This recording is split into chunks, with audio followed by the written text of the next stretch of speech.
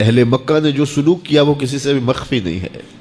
پتھر مارے، گڑھے کھودے، کانٹے بچھائے، اجریاں ڈالی، اپنے گھروں کے کوڑے لا کے حضور کے گھر کے سامنے رکھ دیے.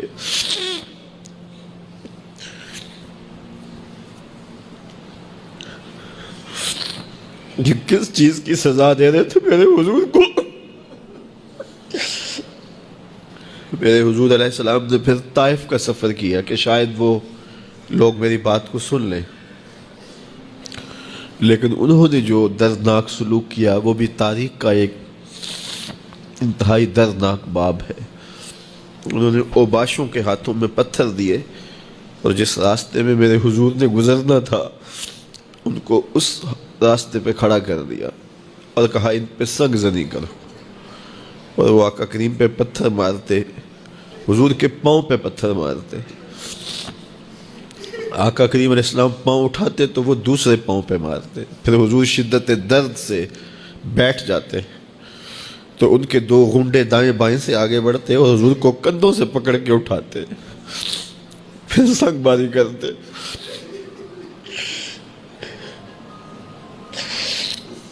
نالین حضور کے خون سے بھر گئے. عذاب کے فرشتے حضور کے پاس آئے کہ اگر آپ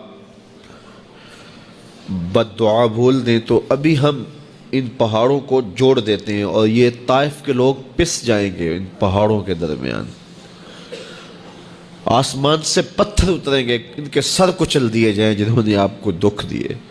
اب صحابہ جو ساتھ تھے انہیں بھی شدید آرزو تھی کہ حضور ان کے لیے بد دعا کریں، انہوں نے بڑا دکھ دیا. تو پھر حضور کے ہاتھ اٹھ گئے.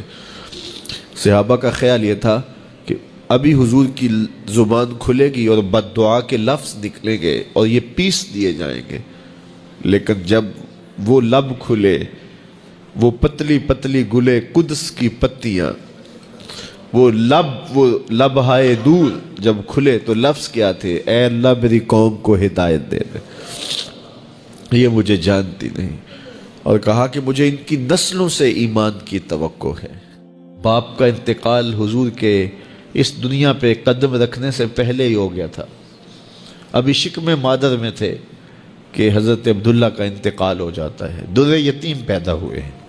6 سال کی عمر میں ابوا کے مقام پر ریت کے ٹیلے آئے تو وہاں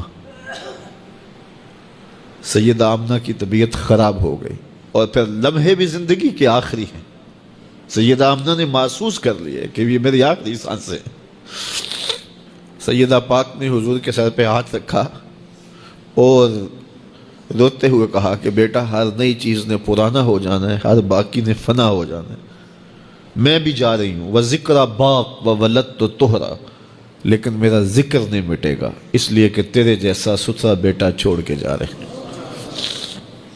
یہ آخری لفظ تھے سیدہ پاک کے کہ سیدہ آمنہ سلام اللہ علیہا کا انتقال ہو گیا.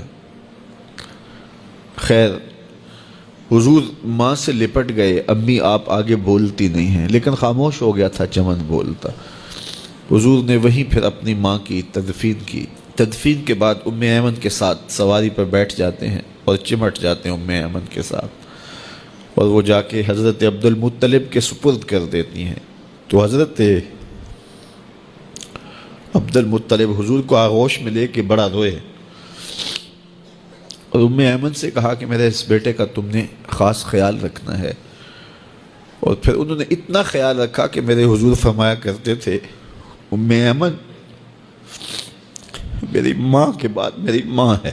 2 سال کے بعد حضرت عبد المطلب کا بھی انتقال ہو گیا. ابن حشام کے یہ لفظ سینہ چیرتے ہیں کہ جب امیر قریش کا جنازہ اٹھا تو سارا مکہ جنازے کے لیے امڑ آیا، لیکن لوگوں نے 8 سال کے ایک بچے کو دیکھا جو دیواروں سے لپٹ لپٹ کے رو رہا تھا. آج یہ سہارا بچھن گیا تھا.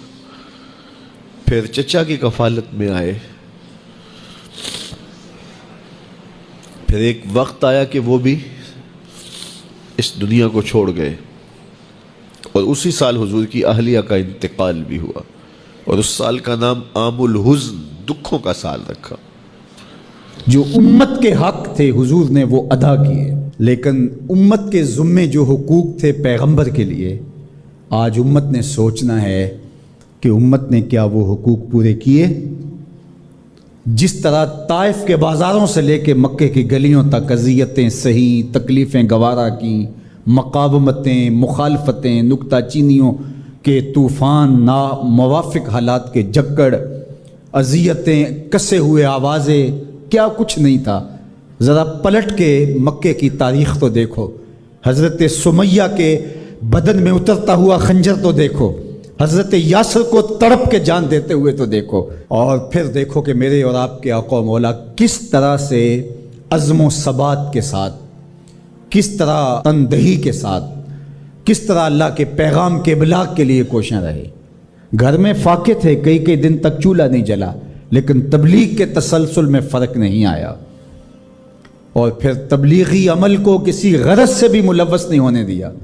لا اسألکم علیہ اجرا، اس پہ شاہد عادل ہے۔ قیامت تک اپنی نسل کے لیے صدقہ بھی حرام کر دیا، زکوٰۃ بھی حرام کر دی، کہ میری نسل بھی تم سے کچھ نہیں لے گی، میں محض اللہ کی رضا کے لیے تم تک پیغام حق کا ابلاغ کیا ہے۔ جو حق تھا حضور کے ذمے امت کا، اس کو ادا کیا۔ اب امت کے ذمے جو حق ہیں، ذرا امت ایک لمحے کے لیے سوچے کہ وہ حق ادا کیا۔ سب سے پہلا حق جو امت کے ذمے عائد ہوتا ہے وہ ہے ایمان بالرسول، نبی پر ایمان لانا۔ ایمان لانے کا مطلب کیا ہے؟ تسلیم کردن، گردن نہادن، سر تسلیم خم کر دینا، یہ ہے ایمان۔ اپنی خواہش ترک کر کے جس کو مان لیا ہے اس کے لیے گردن جھکا دینا۔ تیرے ہندیاں سندیاں محبوبہ، میں کافر ہواں جے میں ہواں۔ دوسرا تقاضا اتباع ہے، اور وہ ایمان کا تقاضا بھی ہے۔ رسول کو ماننے کا مطلب یہ ہے کہ رسول کی مانی بھی جائے۔ یہ کیا ماننا ہوا کہ خواہش اپنی ہوئی، ساری زندگی اپنی مرضی کے مطابق گزاری، شادی بھی ساری اپنی مرضی کے مطابق، ساری رسمیں ہندوانہ کی، صرف ایجاب اور قبول، پھیرے نہیں لگوائے۔ وہاں کہا چلو یہاں ہم دین کا ٹچ دے دیتے ہیں، وہاں چلو تدفین کا مرحلہ آیا تو جلاتے نہیں ہیں، کفن پہنا دیتے ہیں اور تدفین کر دیتے ہیں، چونکہ ہم مسلمان ہوتے ہیں۔ فیکٹری کے اندر جو کچھ ہو رہا ہے وہ سارا بینک سے لمٹیں چل رہی ہیں، وہ سارا جو ہے وہ اللہ سے اعلان جنگ ہے، اور باہر نمائش کے لیے دسترخوان لگایا ہوا ہے کہ ہم غریبوں کو کھانا کھلا رہے ہیں۔ یہ دھوکہ تم اپنے ساتھ کر رہے ہو، رب کے ساتھ نہیں کر سکتے۔ یہاں سر سے لے کر پاؤں تک آنا ہوگا، آدھا تیتر آدھا بٹیر نہیں چل سکتا۔ تو نبی کی اطاعت پھر اس میں کیا، کیوں، کیسے ممکن ہے؟ جب مان لیا تو پھر مان لیا۔ اللہ حکمت سمجھ میں آ گئی تو اچھی بات ہے، نہیں سمجھ میں آئی تو پھر بھی حکیم کا عمل حکمت سے خالی نہیں ہوتا۔ جو حکیم نے کہا اس کے پیچھے کوئی حکمت ہوگی، وہ تمہاری نظر میں ابھی نہیں آئی، کچھ وقت بعد آ جائے گی، نہ بھی آئے تو کوئی فرق نہیں۔ پھر ایمان بالغیب کس کو کہتے ہیں؟ تو اللہ اس کے رسول کی مان لینا کہ بس ہمارے ذمے ان کا حق ہے، ان کی ماننا ہمارا حق ہے، اطاعت ہمارا حق ہے، تو بس یہ کافی ہے۔ اب صحابہ کی زندگیاں دیکھ لیجیے، انہیں حکمت نہیں پوچھی۔ حضور خطبہ دے رہے ہیں اور فرمانے لوگوں بیٹھ جاؤ، یہ باہر رش ہو رہا ہے نا سامنے، تو فرمایا بیٹھ جاؤ۔ حضور کی آواز بلند تھی، بنو غنم میں صحابی آ رہے تھے، وہ وہیں بیٹھ گئے۔ اللہ اکبر۔ کسی نے کہا تم یہاں بیٹھے ہو، کہ حضور نے کہہ دیا اور بیٹھ گئے۔ اللہ اکبر۔ تو یہ ہے اطاعت، یہ ہے فرما برداری، یہ ہے زندگی کا جمال۔